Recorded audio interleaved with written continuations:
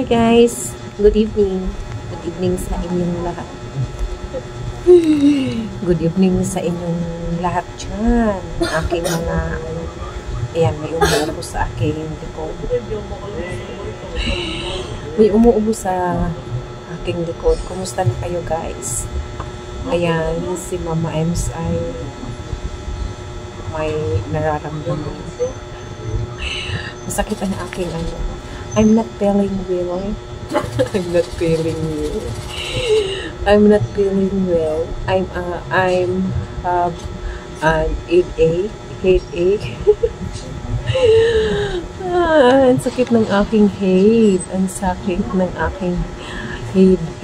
Oh, kumusta na kayo guys? Tawa na lang natin. Ang sakit ng aking katawan. 3 days na.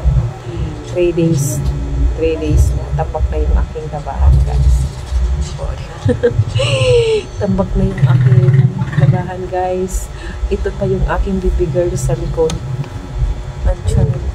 Andyan siya.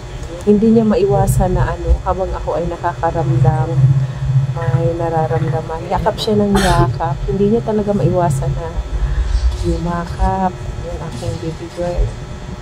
Yan, para yakap. Kaya ngayon, ayan, i-transfer sa kanya yung nararamdaman ko. Ayan, kumusta na kayo guys? Ayan, ang hirap ng hirap pag may nararamdaman. Ayan, kumusta na yung aking mga friends sa YT? Ayan. Hindi ako nakakasupport sa aking mga friends. Ayan, nang maayos, pasensya na kayo. Kasi siya na may panay ubo sa aking likod. Yan kasi ang aking baby girl na hindi makatiis, na hindi yumakap sa akin. O, lagi ko sinasabi mo ka ng yakap ng yakap sa akin kasi mga wali. Ayan. Ayan yung aking baby girl. O, diba? Ay! Pag sana okay na bukas makapaglaban ako. Ganito talaga pag mama. Kailangan kahit may nararamdaman ka pa. Bangon ka na.